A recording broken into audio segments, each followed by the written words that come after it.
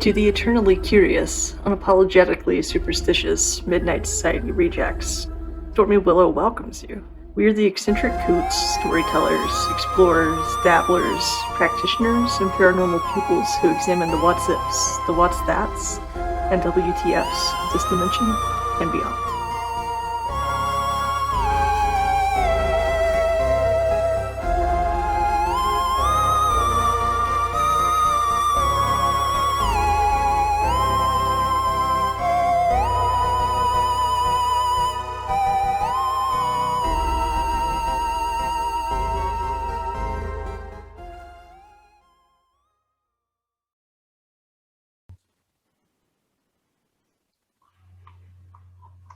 Welcome to the Stormy Willow podcast.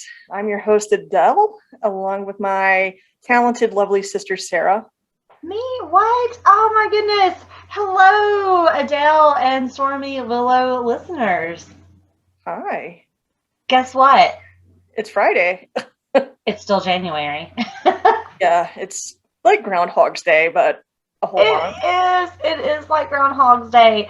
I am so sick of the month of January. And as you guys know, I'm in South Carolina, and we don't get we get maybe one snow, maybe two, and we're on like snow number 3 for this month, which is really crazy for here. And so, as I mentioned to you before, we don't get beautiful lakes. It's sleet, ice mixed with snow, and so we're experiencing that again tonight. So I'm ready for the spring. I'm ready for some sunshine. I'm over it. That's where I am today. It's been pretty mild here in New Mexico. I mean, I think Santa Fe, like up north, they're getting snow, but here in Albuquerque, it's just been kind of windy. Yeah, we had like a little bit of like snow flurries last night for like 2 minutes. Oh wow! Nothing. Yeah, definitely different from the Chicago winters that you're used to. Yeah. So, yeah, it's made us realize that it's not that we like the cold weather, it's that we hate the hot weather, because it was still really hot in the summertime in Chicago. Yeah, and you didn't really have air. You have the window units, but a lot of the buildings didn't have like central air. So I love the heat, so I loved it. But I know you and Amanda were very irritable the summer times. Yeah, because I mean, it got just as hot as it did in the Carolinas, and it was also humid. Except the Carolinas, everything has crazy air conditioning. That's true. It's not that way in Chicago. That's right. Well, so I was kind of thinking about, how I am feeling, and I know I've talked to a lot of other people that are just kind of having the winter blues right now, and I thought I would open up the podcast with something that may help us all with the winter blues. So I'm going to show you this. So my friend Denise, one of our listeners, she got me this awesome calendar at Christmas time, and I'm holding it up if you're watching, and if you're listening, it's called the Witch's Calendar for 2022. And it's by, I guess it's Llewellyn's Witch's Calendar 2022. And it's so freaking cool because it tells you like all the moon phases, and it tells you just like different, like if you practice candle magic, like what color you might want to burn for that day. It just has just like different little, I don't know, just kind of really cool like stories and stuff. And I really am enjoying it. And so I went ahead and flipped over to February because I'm really, really sick of January.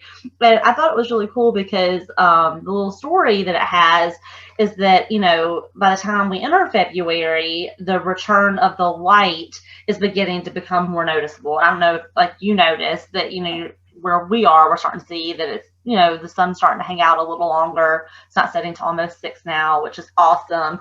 And so if you're like me and you kind of struggle with the darkness, it could also be metaphorical, like, spiritually, what have you.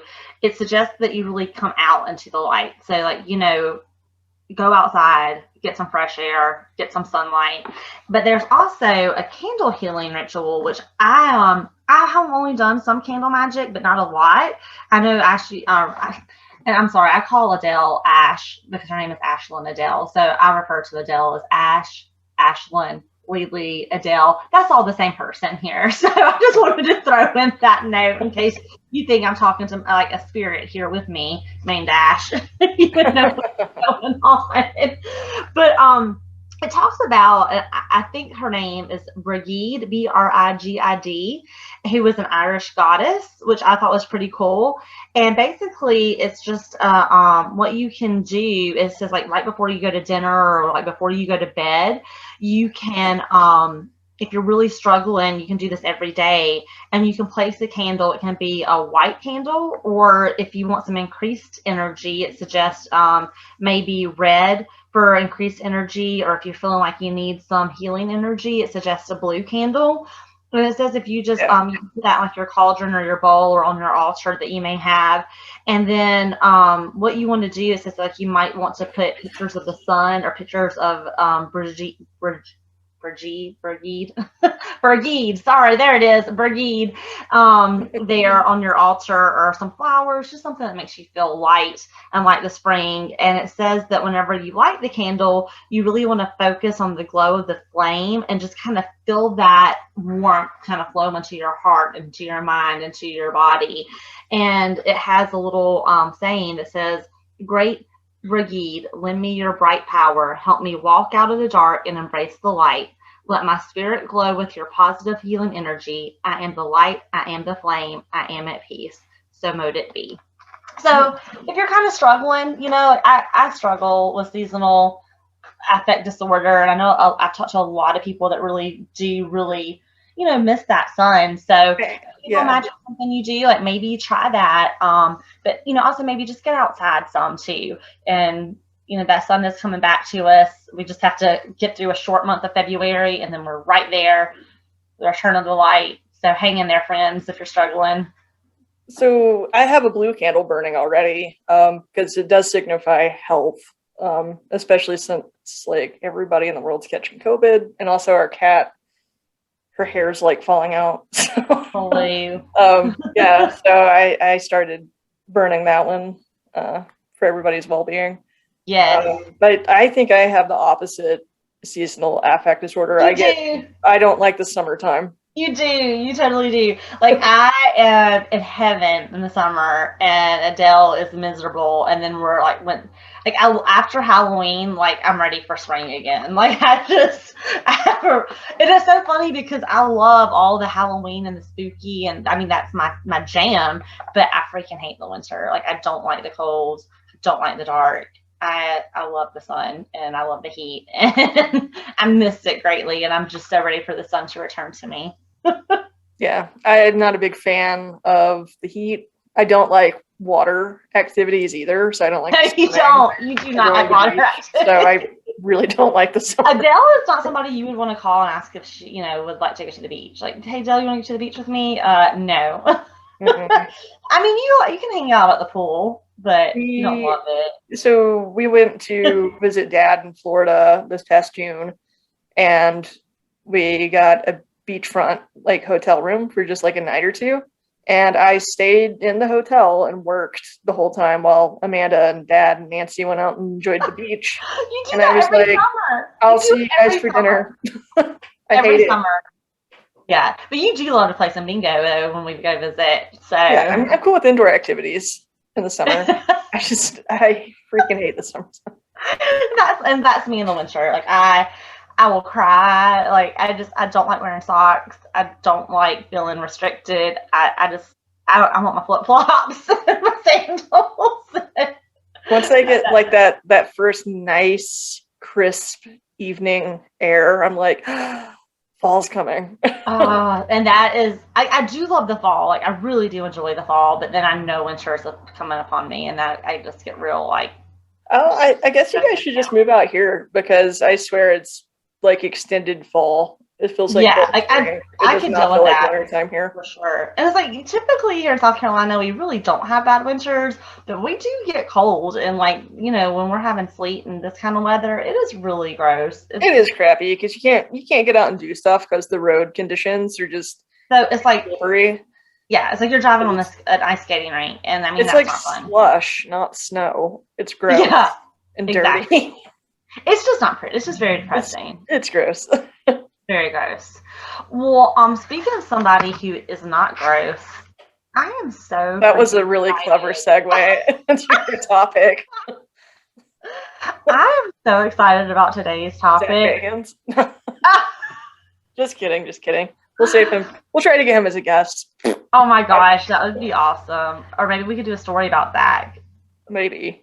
I mean, I did read one of his books that you bought me, and you're like, I bought that for you as a joke. I didn't know you were really going to read it, and it was funny. It was fun. I was texting Adele all these little excerpts. She's like, oh my god, I can't believe you're reading it. But to you guys that are listening, I'm gonna play a little something for you, and as an introduction to what we're going to talk about today. Are you ready? Yeah. Ready? Okay.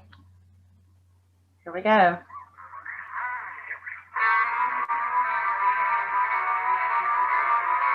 What? I know what that is. That's right.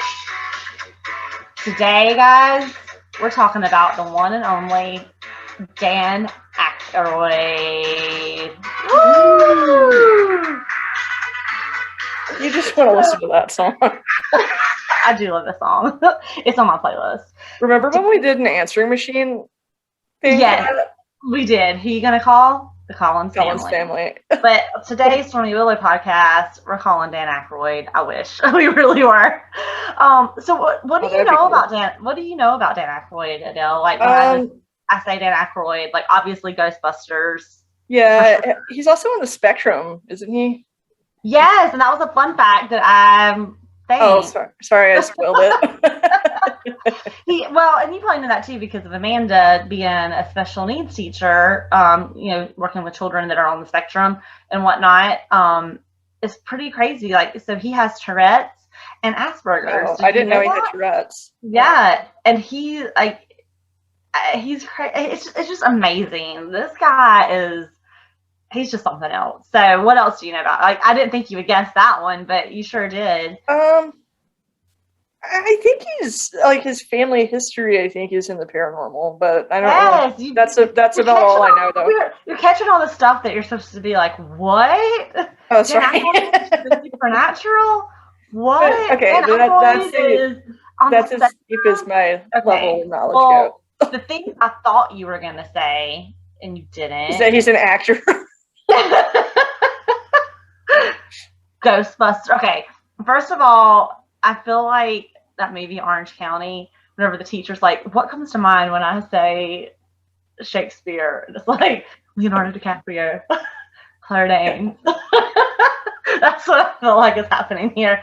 But so a lot of you listeners may obviously know him as Ghostbusters. He was the one and only, my favorite Ghostbuster, Dr. Raymond Stantz, Ray, as we call him. He is very famous for Blues Brothers, Saturday Night Live, John Belushi. And you might remember him as Veda's dad in My Girl, and My Girl too, remember? He played Veda's dad. You're also missing another huge one with Jane Curtin. Coneheads. Yes, that's on there too. Hello. Yes. Coneheads. But also, yes. Also, he is a musician, and did you know that he co-founded the House of Blues? So you might know the House of Blues at like Myrtle Beach, but I think they have them like all over the country. Oh, I guess that makes sense with being in the Blues Brothers. Exactly. I always thought he was just kind of acting. I didn't realize that he actually was a musician. So that's pretty amazing. And he also has founded this Crystal Head Vodka, and it's so freaking cool because it comes, like you might have noticed it, like comes in like a skull. It looks like a skull shaped glass. And that's what the vodka comes in. It's really freaking cool. I might have to get that just for my curiosity. It's really awesome. I'll drink it. And I don't do vodka, but I would like to have the skull. You should check it out. It's really cool. But also, like myself, he is a Cancer. So he's born July 1st, 1952. So super anxious and neurotic. Yeah. So Dan and I share a lot of the same traits there. Of course, original SNL cast member. And did you know that he managed a speakeasy called the 505 Club back in the day, which I think is pretty cool. Not actually during Prohibition. Not during Prohibition, but no. Like a modern speakeasy. Yeah, modern speakeasy. What city was it? Not that back in the day. I think it was in New York, the 505 Club. Cool. But we can Google it if you like. Because, if it was in Chicago, I would hate that I didn't check it out while I lived there. It's not fun having to go through. Okay, this came up as in Spartanburg, South Carolina, but we know that's not right. The club came up as in Spartanburg? There's a club in Spartanburg? I think that might be somebody else's. Okay, it was in. Okay, sorry. It was in, I believe, Toronto, because Dan is from Canada. I didn't know he was Canadian. Yeah, he's Canadian. I'm surprised you didn't know that. That's your favorite country still, right? It's up there. You used to be all about it. So anyway, and here's one of my favorite fun facts too about Dan is that he studied to be a priest. Why? Which may explain why he's so into something different now. So yeah, like I don't know, like he's just an amazing person. Like and especially after doing like this research on him, like if you don't already love Dan Aykroyd, you're gonna love him like even more now after you hear all this cool stuff. I'm just making sure that really was. So he is on the spectrum, has Tourette's, is a restaurateur, a blues musician, and almost priest, but veered from the flock or whatever, veered from the path of righteousness.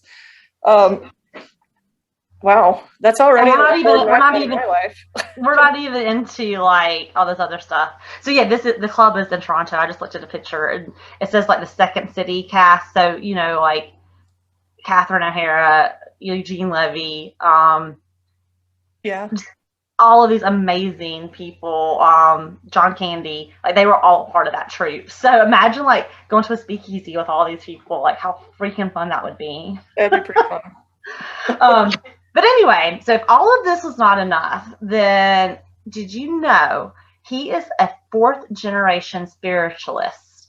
And when I say, and I do just want to say, like when I'm talking about spiritualism for purposes of this podcast and for purposes of my Dan Aykroyd special, I'm using the word as the ability for the dead to commune with the living. I'm not talking like a holy roller when I'm talking spiritualism, okay?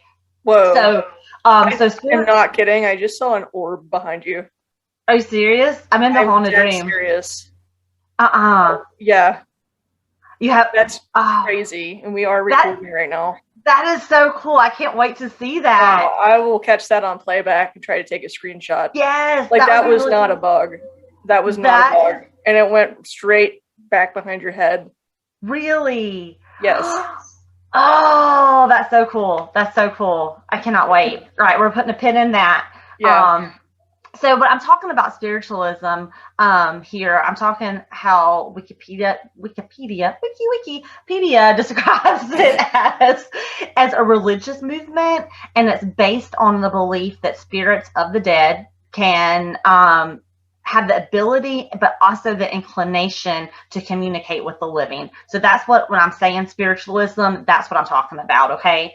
And Dan Aykroyd actually, whenever you just Google him on wikipedia.com, he says, and this is, I'm quoting Dan Aykroyd here, that I am a spiritualist, a proud wearer of the spiritualist badge. Mediums and psychic research have gone on for many, many years.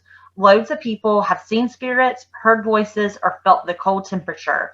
I believe that they are between here and there, that they exist between the 4th and 5th dimensions, and that they visit us frequently. And I have to say, I 100% agree with Dan Aykroyd. That just gave me chills because of how much I do. I am starting to believe in these interdimensional experiences. Me too. And it's fascinating. Like Adell and I have been listening to an amazing podcast. It's Evidence of the Afterlife.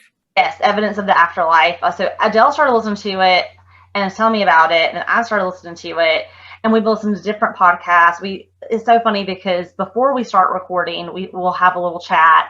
We record our session, and then we always end up talking for like another 2 or 3 hours about like quantum physics and dimensions, and that, I don't know, there's something to it. I believe it, and I think it's so amazing, and I want to learn all there is to know about it. And it's difficult, it's really hard, but there's more to this life than what we see and experience. I truly believe that. And so when I've been doing this research with Dan Aykroyd, it just, for me, further solidified that I too am a spiritualist. Like, I do believe that that we can commune with those that have passed on, and I truly believe that whenever you leave this earth, you do go on to another chapter, to another dimension, to something else. I just don't know what that is.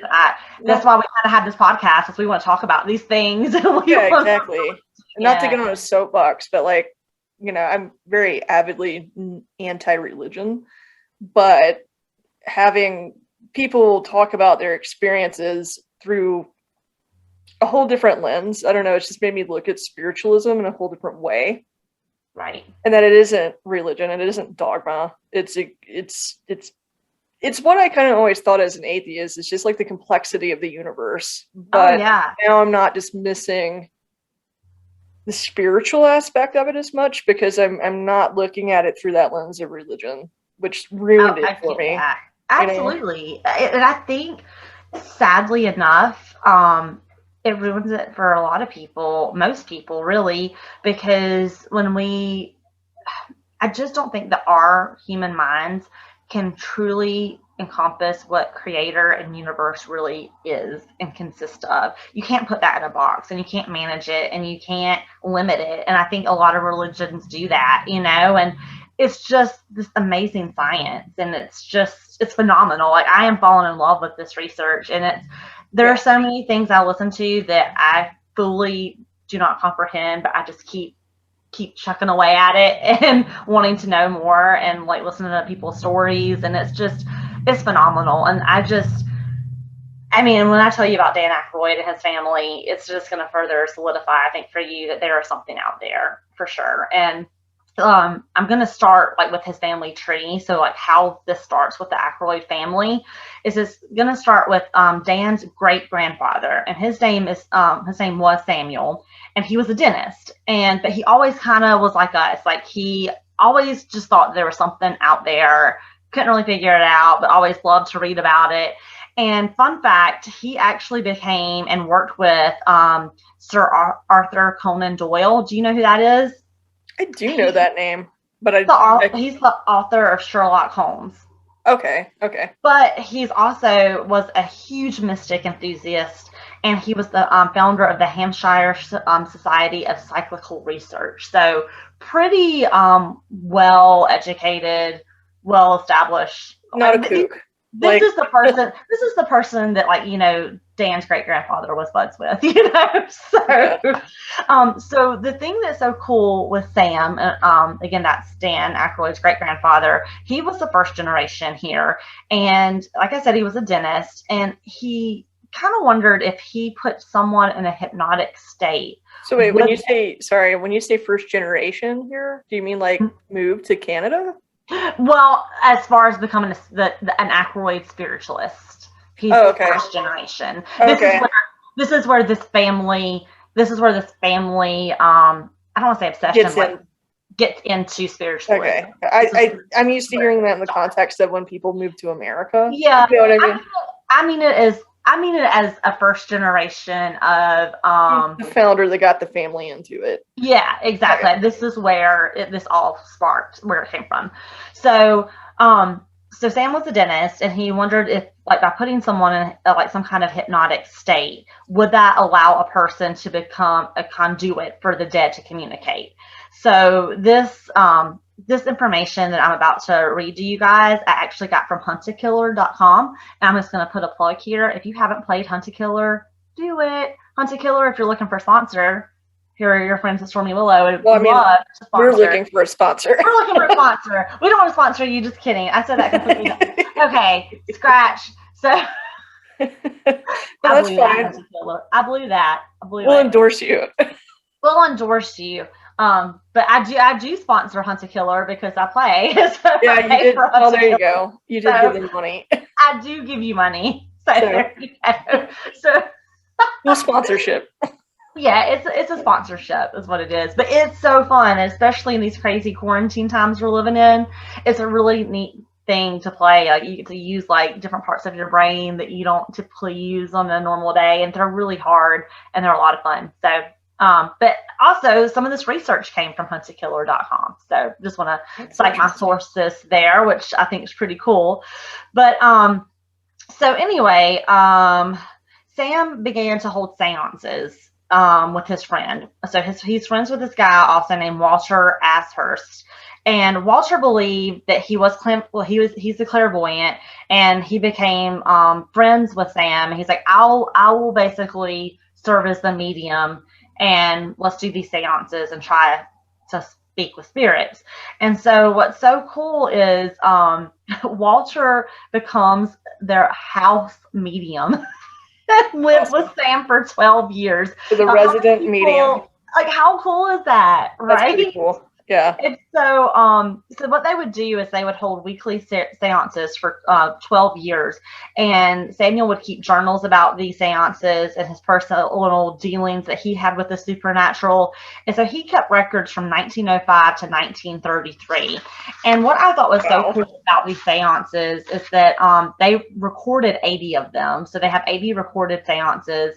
And I thought it was so cool because they would meet at the same time, same day, with the same people every single week, because they felt that it would make the spirits more comfortable, because they're not changing out energy. They're having the same people kind of do this all the time.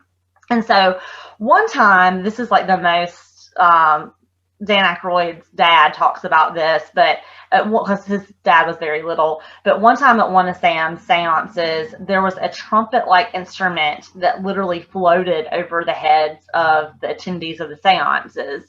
And then you see like a whitish substance that appeared in the dark, and they suspected it to be, and you're going to love this, ectoplasm. Does that sound familiar? It does.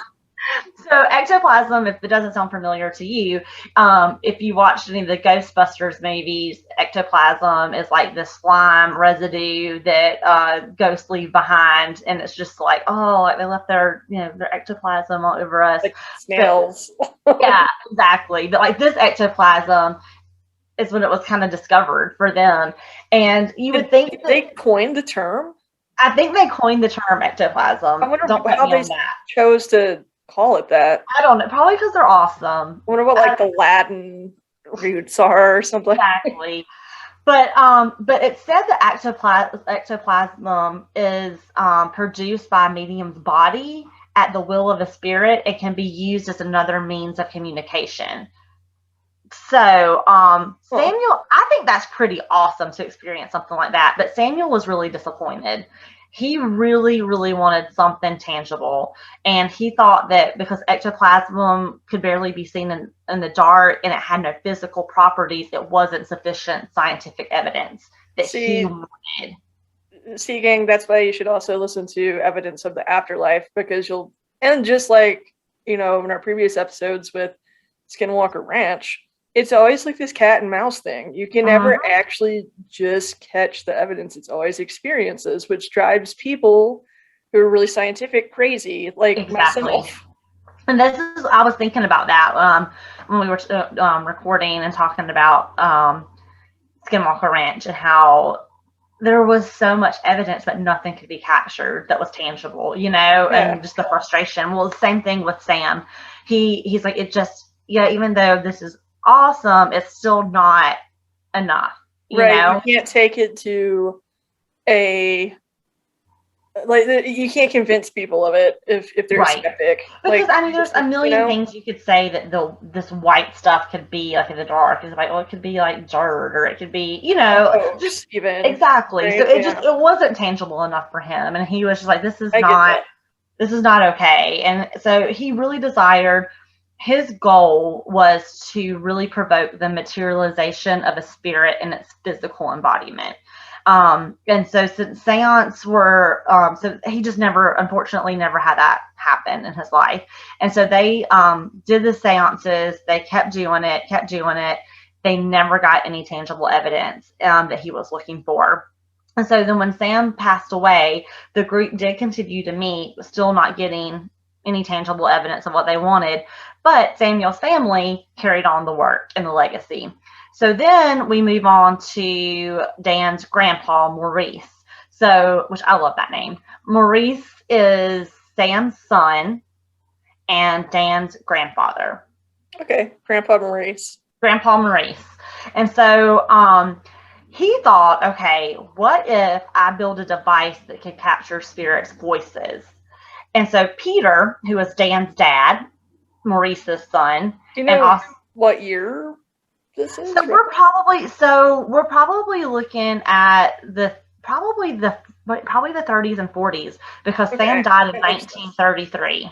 Okay, because it's and spiritualism was all the rage in like the 20s. Yeah, because with the Fox sisters, which we'll definitely talk about. I was going to talk about it here, but I'm getting too many different things, and I'm frozen, and I'm frozen. We were dying laughing because my face is frozen, and it was a really funny face there. That'll be fun for our YouTube people. Okay. You'll see the orb, and you'll also see you freeze. My face. It's great. I've got a great double chin shot for you there, so you're welcome. So anyway, so Maurice and Peter, because Peter is Dan's dad, Maurice's son, and then Dan also has a brother named Peter as well. So Peter, Dan's dad, and Maurice try to work on this device that could capture spirits talking, and they just never could get it to work properly at all. And so, much like, understand how you would go about trying to do that. I don't either. So Maurice was just really frustrated trying to get it to work, could never get it to work, and it just didn't. He was just like, I just can't. And so they kept tinkering, it never worked. And Peter, after Maurice passed on, Peter continued the legacy. He's like, you know what? I want to learn more about the subject matter, continue to try to find that physical evidence that my grandfather wanted. And so, of course, Peter passed that down to Dan Aykroyd and to his brother Peter, who unfortunately, Peter and both Peters have passed away, sadly enough.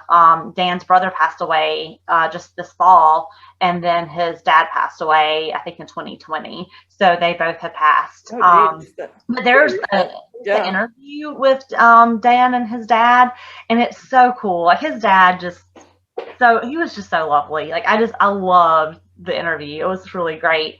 But wait, is it all the boys into this? Like, mom's not into it? It just seems like it's the sons. Now, Dan does have 3 daughters, and I tried to look to see if they are going to carry on the Aykroyd tradition, and I really, really hope that they do. I just think it's just to come from a long line like that is just something amazing and special, and I hope that they continue the work.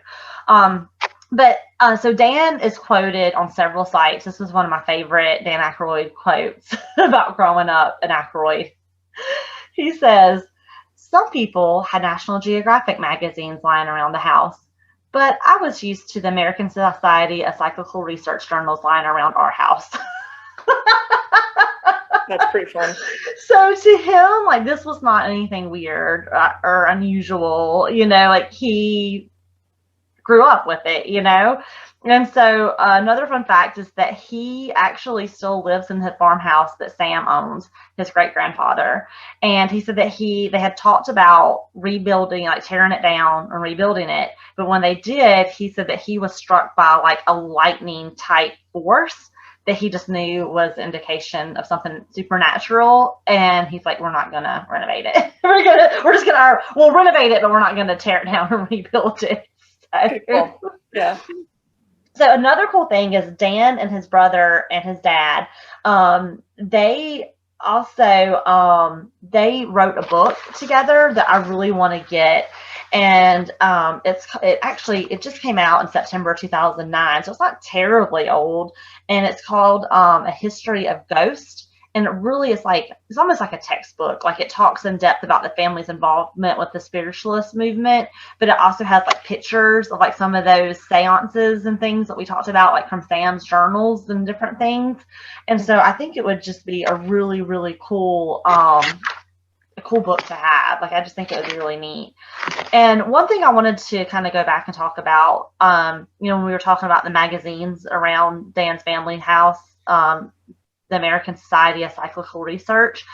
If you haven't, it prompted me to Google the ASPR, which is the oldest psychical research organization in the U.S. It was founded in 1885 by a distinguished group of scholars and scientists, and its mission is to explore extraordinary or as yet unexplained phenomena that have been called psychic or paranormal.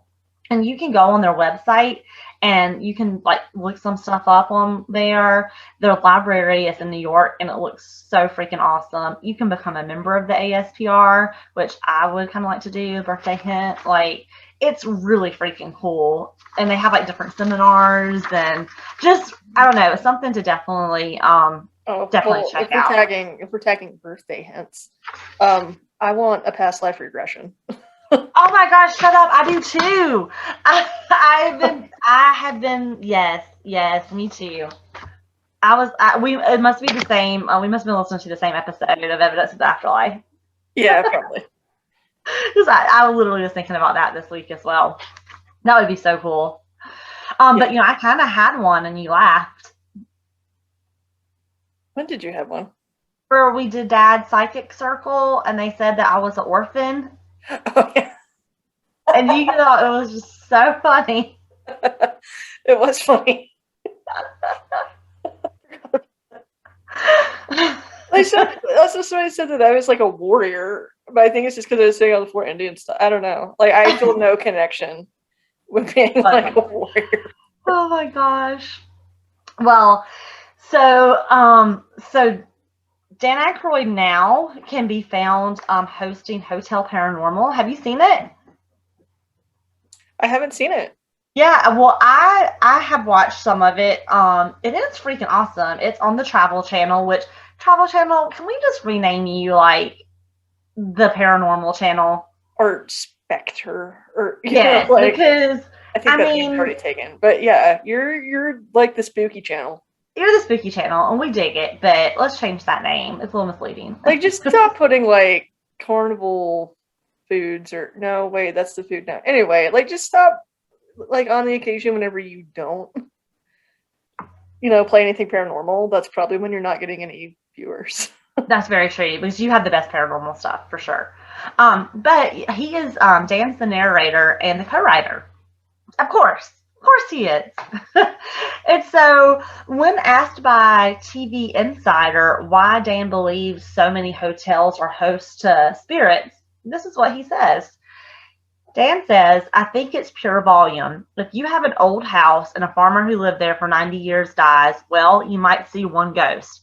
But if you have a hotel with hundreds of rooms, hundreds of employees, hundreds of years of history, including foul play, there's a lot of residual psychic energy. Good point. Yeah. And so Insider also asked him if he had ever met a ghost. And he said he hasn't really had any radical experiences, but definitely certain feelings. And he said when he was in Boston once, the complimentary toiletries were rearranged overnight. And we were told a maid had died in the hotel and was known to do that. But not even in the Chateau Marmont, where comedy partner John Belushi died in his bungalow in 1982.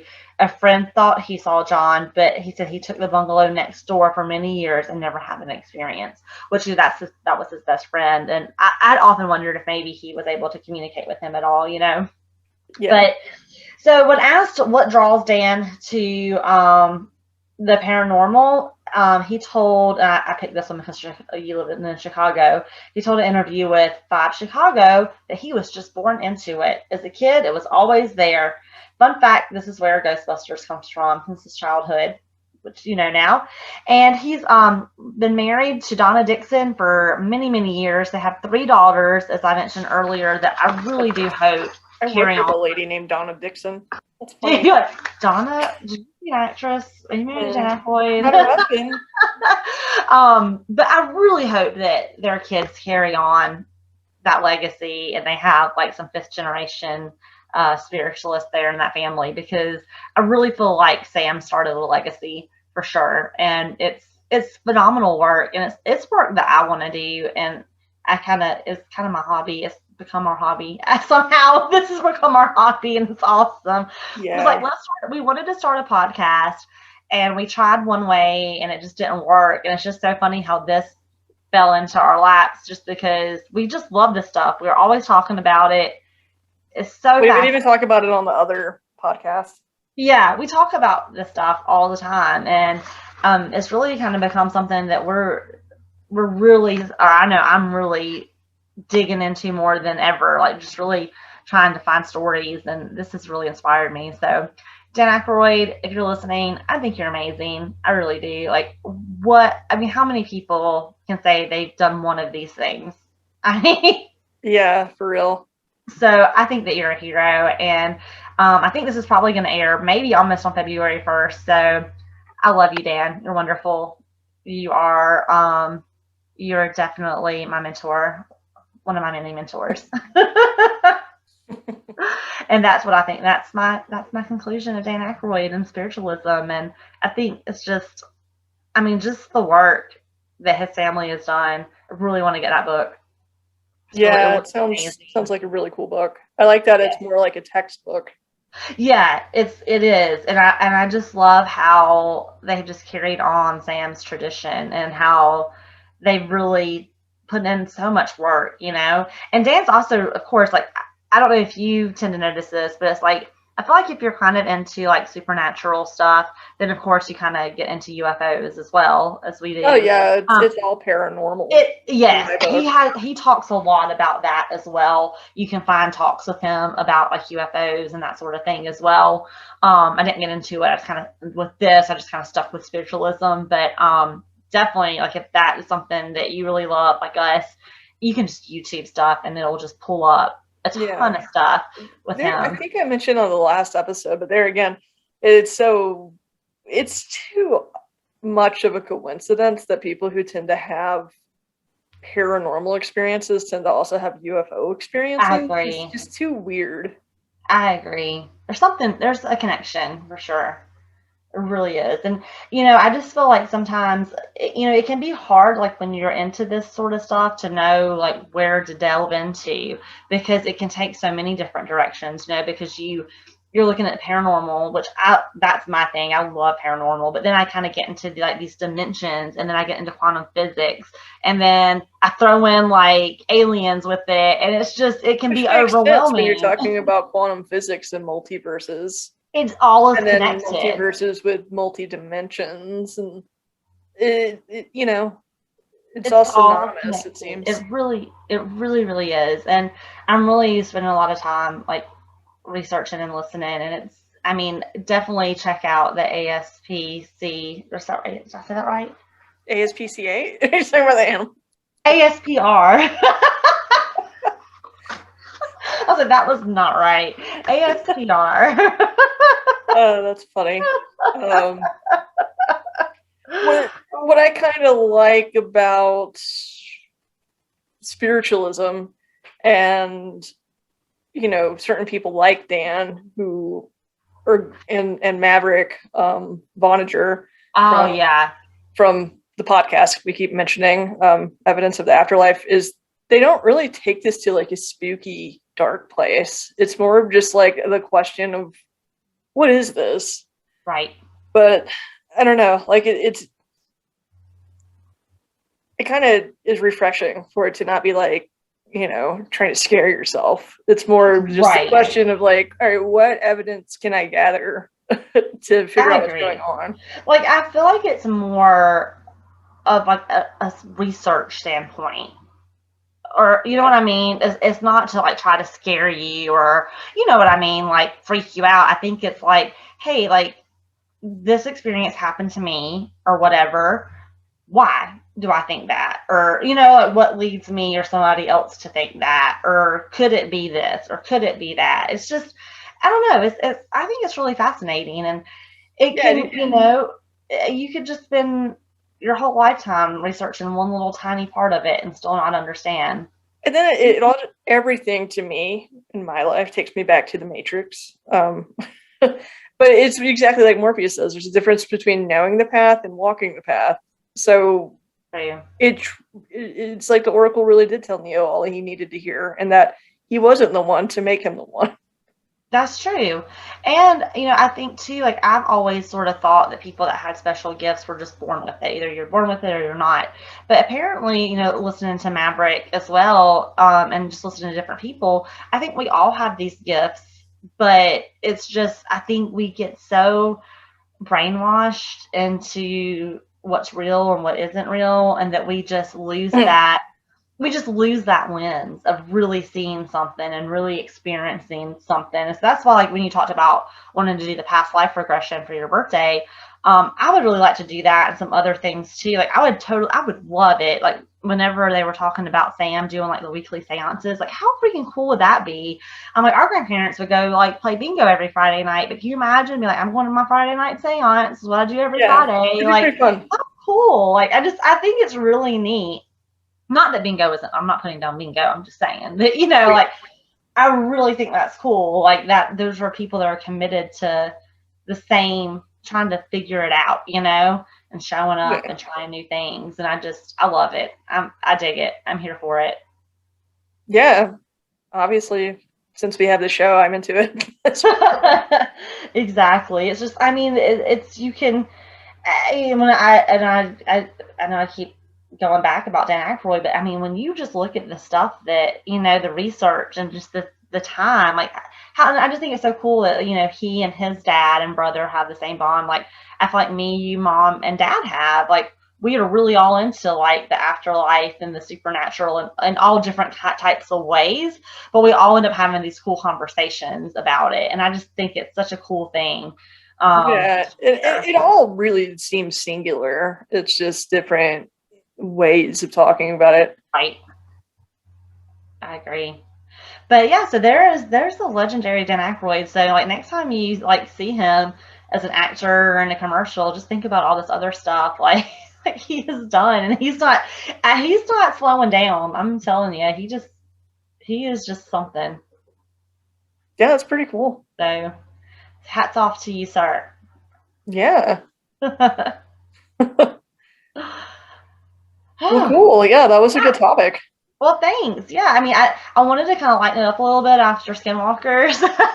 Yeah, I'm probably gonna pick an easier topic. So I'm like, you know what? I'm gonna go like, I know it's not as long as our other topics, but I'm like, I'm gonna do something a little light today. So Yeah. it is. So yeah, definitely. So yeah, and if you haven't, I do want to say one more thing. If you haven't seen Ghostbusters Afterlife, do it. It is amazing. I still haven't watched it, sorry. They did an amazing job. I mean, Stephen and I cried. It's very touching. Amazing. Watch it. Maybe we'll watch it this weekend. Yes, you should. It's such a good one. So good. I think it's available to rent, like on demand, in other places on February 1st. So, yeah, just plugging that. Yes. Oh, well, guys, that's fine. I'm keeping it short and sweet, and I hope that you get some more light in February. And if you're struggling finding the light, definitely tap into that candle magic. See if that works for you. The retrograde will be over, I think, on the retrograde will be over. So, nice. Hang in there. Light is returning. You got this. then it's gonna get too bright for some of us. No, yeah, and then the tables turn. Yeah. You'll be doing your countdown to the cold, and I'll be the balance of the universe. It's the balance of the universe. That's right. Well, we can't be happy at the same time. That's true. That's so true. Not in this dimension, anyway. All right. Well, if you guys like what you heard, be sure to follow us. Give us a like. Give us a shout out. Or nothing. Just keep listening. Whatever floats your boat. Whatever you want to do. If you have any topics you would like for us to cover, just let us know. You can find all the ways to connect with us at stormywillowpodcast.com. And we also have our episodes on there as well. And you can download them or just listen straight on the website. So, as always, stay safe and stay curious. Yes. Bye, guys. Bye.